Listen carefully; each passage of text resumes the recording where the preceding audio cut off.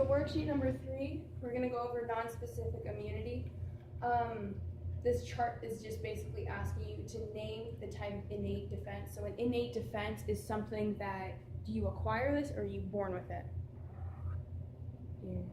You're born with it, right? So this is kind of like what everybody has. This next box is for second line or first line defense. You need to classify them, and then you need to give an example. These examples can be found in your book, they can be found in your PowerPoint, or right here on the screen. So the first type of innate defense is species resistance. This is something to point out. All of these are second line of defense except for mechanical barrier. Right. So starting at the top though, species resistance, second line of defense. This really depends on the pH, temperature, chemical environment of a species. So if you think about let's go with temperature. I think it's dogs have a higher temperature than humans, right? So they don't get as sick as with human diseases because of their pH, their temperature. It's not the right environment for that bacteria to grow. So that's species resistance. Phagocytosis, pretty much the only thing you need to label is second line of defense. Phagocytosis, engulf and destroy. And the two main phagocytes in the body are what? What are the two main white blood cells that can turn into phagocytes? Is it macrophages? Okay, yeah, but what can turn into macrophages? Macrophages are phagocytes. Okay, no, those are lymphocytes. Oh. So Would that be Talking monocytes? about white blood cells. yeah, white blood cells. So you have like 5 different white blood cells. Okay, you have monocytes, which lymphocytes, Neutrophils, basophils, and eosinophils. right. So the eosinophils are like ew worms, eosinophils, ew. Basophils produce histamine that causes like anaphylaxis and like the allergic response. Next one you have monocytes, which turn into macrophages, so that would be a phagocyte. Phagocytosis with your monocytes. The other one is neutrophils. Those can also turn into phagocytes. But where you were saying about the B cells and the T cells, those are lymphocytes. That's another classification. But yeah, you're on the right. Yeah, but you're on the right track. And like Stacy said, monocytes become macrophages. Another innate defense, which you don't really think a whole lot, is fever. Fever utilizes interleukin-1. Interleukin-1 is just something in your body. This interleukin-1 causes your body temperature to increase. And whenever you see the word inhibit, it means stop. So it increases body temperature to stop microbial growth. Because microbes, they like having our, 98.6 degrees, or I should know this. 98.6, Yeah. So, but the thing is, we like that temperature. Issue is that other bacteria and viruses and microbes like that temperature too. So what your body does is it heats itself up to like burn those things out. The only first line of defense, is a mechanical barrier. This is your skin, hair, mucus, and gastric juice. So this is just a barrier. Natural killer cells, these secrete perforins, and these just lyse. So whenever you see the word lyse, what does that mean? Break. Yeah, kind of like causes them to like break. And it just destroys viruses and cancer. So something like, pick out key words, okay? You don't need to memorize the sentence. Perforins, viruses and cancer. Lyse the cell membranes. The next one is inflammation. Inflammation can be detected by redness, swelling, heat, and pain. Okay, it's turning red because you're increasing blood flow there. It's swelling because blood is building up in there. You have heating because what does blood carry? Blood is warm, right? And then you have pain because all that swelling is compressing is pushing down on your nerves, and that's what's causing you to have pain. So that's what the redness, swelling, heat, pain is coming from. Walls of the infection site, walls off infection site and stops the spread of infection. So when you have an infection, so this is interesting. Okay, so you have your vein, okay? You have an infection. What happens is that inflammation walls off. So your blood is flowing down. We're just gonna say blood is flowing down, right? So if we want to wall off infection, where are we gonna cut it off? We're gonna stop movement here. So what your vessels actually do is they get smaller here because they're trying to cut off flow there. They're trying to cut the blood flow from getting out.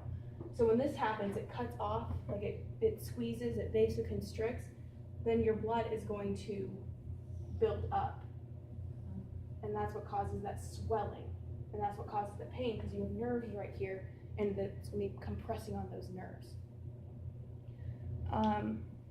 And so it's going to wall off the infection site, so it's going to, cut it off, because this is the infection, and then it's going to prevent infection from spreading. That's basically what's going on here. It's cutting it off. Chemical barriers, another second line of defense. These are enzymes, interferons, defensins, lectins, and complement. We do go through these too, so just know that those are chemical barriers. What did you say interleukin 1 is? Interleukin 1 is for fevers. So if we go back up here. So over here it says interleukin 1. This is for fevers. It's also called endogenous pyrogen. So when you think of the word pyro, what do you think? Pyromaniac, fire. And endo means within you. So fire within you. You're going to heat up your body because you're trying to burn out the bacteria and microbes that are inside you. Actions of macrophages, diapedesis. This is like what Jana said. If I could squeeze through this corner, I'd pop out through the other end. Diapedesis. PED, P-E-D means foot. So diapedesis, you're gonna squeeze through things. You're gonna, I don't know how else to get through that. Chemotaxis. What do you think this has to do with? Movement of chemicals to the body. Yeah, so it's the movement of chemicals, but these chemicals, so whenever you get an injury, those tissue cells, so whenever I say tissues, these are your normal body cells, they're gonna start sending out signals like, help, I'm being hurt. They're gonna tell the body, that's chemotaxis. They're gonna secrete chemicals to the body that says, this area is where the damage is done. This is where the infection is. And then, so those chemicals are going to be secreted, and that's going to cause your lymphocytes and your white blood cells and everything to come to that site and start cleaning up the pathogen. Adhesion is another one. So that's what macrophages can also do, actually. Macrophages can also produce the chemicals that say, hey, we need help over here. And that will cause more macrophages to become attracted to that area.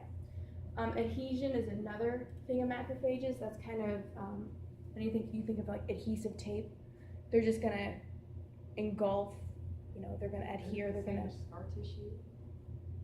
Adhesion? No, scar tissue is like with your tissue, but we're just talking about the cells. So they actually may be the same, it does, it's the same word, but it's a different action.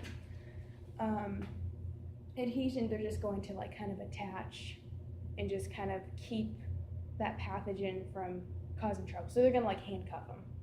They're just gonna be come with me. This goes more,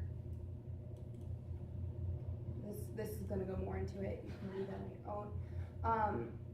Number 2, when someone is running a fever, what happens to their temperature? Increases.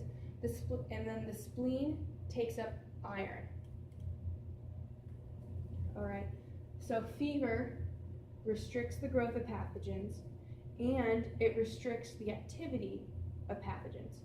So your spleen basically this is where red blood cells are deconstructed and everything. So I have the rationale down here. But why do you think the spleen takes up iron? Why does the spleen take iron out of your blood? Because the disease, whatever the pathogen is, actually uses iron To grow. To grow. Yeah. So the spleen takes up the iron to keep it from growing any farther anymore. Yeah. So the spleen basically takes away those resources. It starves them. But yeah, but what you said is true too. And the increased temperature makes them more active. Let's see. So pus, basically, you think about the color pus, right? Pus is white blood cells. Basically, dead white blood cells, dead pathogens. That's what all pus really is. That's why it looks so nasty. This is just definition. So these are the chemicals, right? So when we went up, when we were in the chart earlier, it was talking about chemical barriers. These are the chemical barrier definitions. So collectins, just pick out keywords. Collectins, inflammation. Enzymes, chemical barrier. Complement is the bottom one. Inflammation. Oh wait, no, collectins, I'm sorry. Collectins is bacteria, yeast, viruses. It's just picking out words, definitions. Just know what they attack, know what they target. So that's the end of that.